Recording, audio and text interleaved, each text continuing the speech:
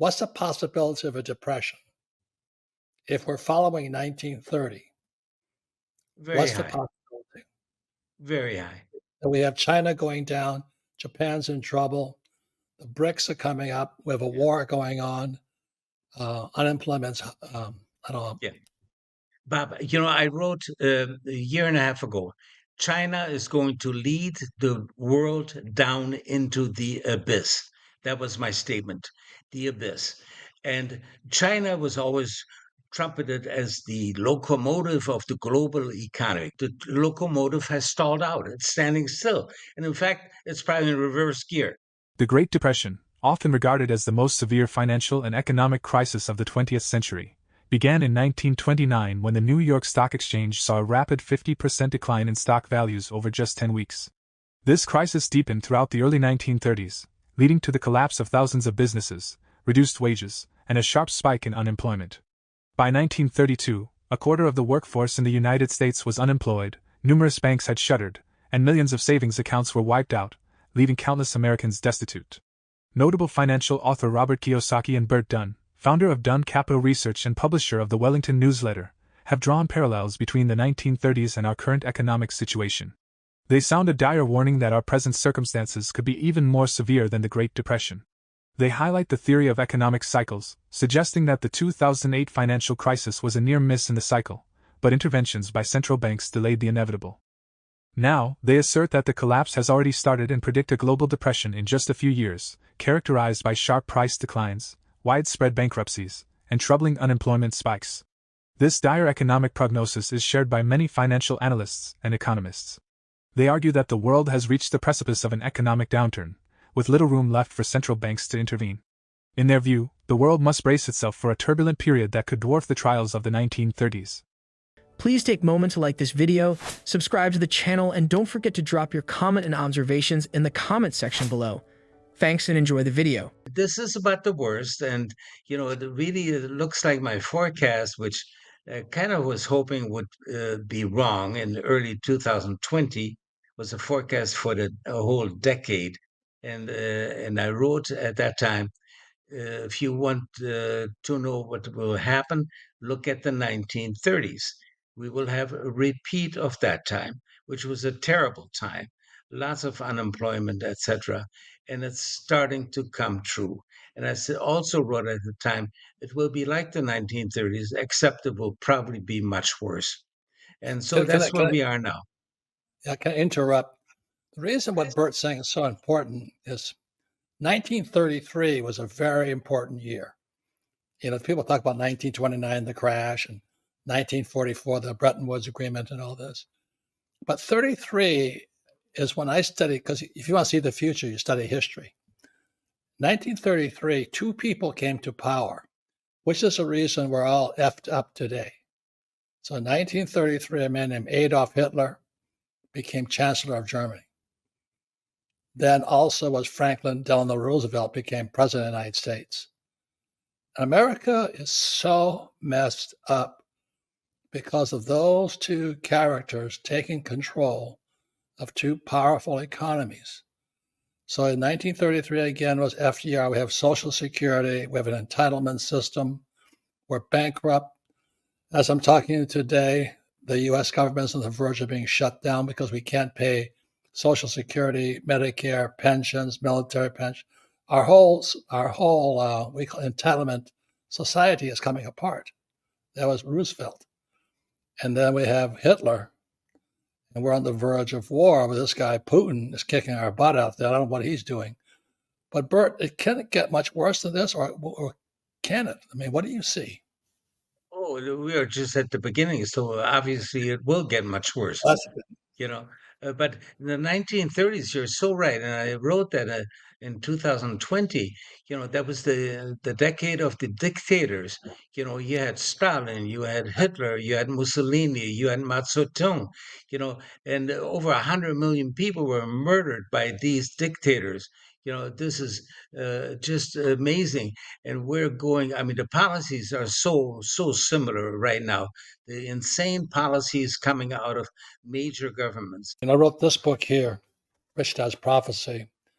And I said, why the biggest stock market crash in history is still coming. Yeah, And this that was was following. that was a right on target, right on Yeah. target. They never We're there finished right that now. pyramid. Yeah, yeah. I It think will we're be there right finished now. now, and it will be very painful. Everybody last month was saying, "Oh, this is the start of a new bull market," right? How many times did you hear that? This is a new bull market that started early this year. No, it was a fake. It was totally fake. You know, the S&P 500 index has 500 stocks.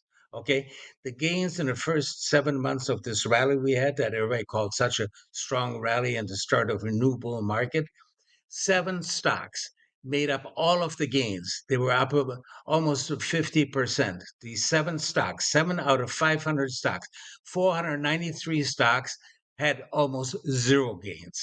So it was totally fake. And the guys in the media tell you, oh, look at this bull market, look at this. The S&P 500 is up so and so much. Well, we showed an index, which is the S&P equal weight, SPEW is the symbol. And that is just flat for the whole time. And then we show the S&P 500 chart, and it's just soaring upward because it's basically only 7 stocks, you know. So it's all, everything is phony now. Everything is false and a lie. So you have to be so careful about what and who you believe, you know. Yeah. And Please. I've never seen a time like this. During their conversation, Bert delves into the escalating socioeconomic decline in both the United States and China, highlighting its pivotal role in the impending economic downturn. While the United States grapples with soaring prices, China faces the opposite challenge of deflation. Moreover, China contends with a disproportionately high unemployment rate, particularly among its younger population, with more than 1 in 5 individuals aged 16 to 24 unable to secure employment. These issues compound as China grapples with mounting local government debt, demographic decline, and a slew of economic and political challenges. Despite this, the Chinese government is severely constrained in its ability to deploy strategies such as printing money, which it resorted to during the global financial crisis. Economists and analysts have elucidated that China's current level of indebtedness prohibits it from employing measures akin to the $586 billion stimulus package rolled out 15 years ago to mitigate the crisis. Burke underscores that China, once hailed as the engine of the global economy, is now poised to drive us into another Great Depression. Let's return to the interview. How can we now let 30 or probably 40 million unvetted people into the country, no identification, nothing? We not only let them into the country, we give them a hotel room that goes for $500 a night, but the taxpayer pays for it, food, cell phones, etc., clothing, education. How could that be? You know, this is so much like the book by Cloward and Piven, two professors written in the 1960s, and they wrote a book on how to destroy capitalism and freedom. And they said, we have to overload the welfare system. That will destroy capitalism once and for all. And this is happening because all these people will go on the welfare rolls and we will be paying. Can you imagine 30 or 40 million people are going to be getting a welfare? We don't have that much money. So that means that the Federal Reserve is going to have to print it. What people don't recognize is that the Treasury bonds in the last 2 years have gone down 50%. This is supposed to be a safe investment. They're down 50%. Can you believe this? And nobody mentions that on TV. Nobody mentions that. And here's actually some of the bond kings, bond gurus that they have on TV. They say, oh, yeah, gotta buy bonds, gotta buy bonds. And we said, no, we do the opposite, you know, and the opposite has made a lot of money. So this is the thing. People have to recognize what is going on. And the Federal Reserve has not tightened money.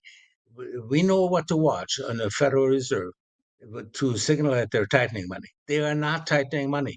You know, and in every issue of the Wellington letter, we showed the charts. That you see this chart, it shows that the Federal Reserve is all talk and no action. And that's so important. That this means that we're going to have high inflation next year. Inflation is going to be galloping upward next year, you know? So now you have to find out how to protect yourself against that. Look at what's going to happen with all the buildings now. I wrote about that, I think the last time we talked, which was about a year ago. And gee, I couldn't believe it. You had over 700,000 views on that interview. And we talked about this, what oh yeah, that's right. You had your real estate advisor or partner on that program as well. He was very good, and we were talking about the problems of commercial real estate. Commercial real estate is going to just implode. These loans. They're already giving the keys back. The owners of the buildings are giving the keys to the lenders. They say, here you have it. We don't even want $1 for the building. You're going to have it free. What's the possibility of a depression? If we're following 1930, Very what's the high. possibility? Very high. And we have China going down, Japan's in trouble, the BRICS are coming up, we have a war going on, unemployment's, I don't know. Yeah. Bob, I wrote a year and a half ago, China is going to lead the world down into the abyss. That was my statement, the abyss. And China was always trumpeted as the locomotive of the global economy, okay? Now that China is already in a depression, and nobody really wants to talk about it except the top level of government in China has prohibited the media from talking about the economy because it's so bad. That means that they are already in the depression. Now, nobody talks about the locomotive has stalled out. It's standing still. And in fact, it's probably in reverse gear. Nobody talks about it. Okay, as if China is unimportant. No, China is very important. This is a locomotive of the world, and it's standing still. The United States and other major economies heavily rely on imports from China. As China experiences deflation, its exports become more affordable, pressuring other economies to lower their prices or risk losing market share. This situation also leads to reduced demand for raw materials and commodities due to the economic slowdown in China. Bert predicts that the impending collapse will be of such magnitude that it will drive millions to the streets in protest. Governments, in response, will unveil their ultimate strategy, the introduction and enforcement of central bank digital currencies.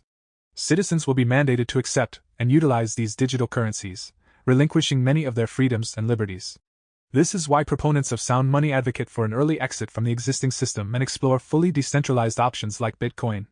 Currently, over 90% of central banks are exploring central bank digital currencies, which, whether accepted or not, could shape the financial future for a substantial portion of the global population, granting governments even more control over financial transactions. Only those who recognize the potential dangers and act proactively can influence this future. To be part of the 1% that prepares for what's coming, conducting individual research and making informed decisions is crucial. We welcome your thoughts and comments on Bert's predictions in the section below. For more Daily Dose Crypto news, check out these 2 awesome videos on your screen. Click now and we will see you on the next video.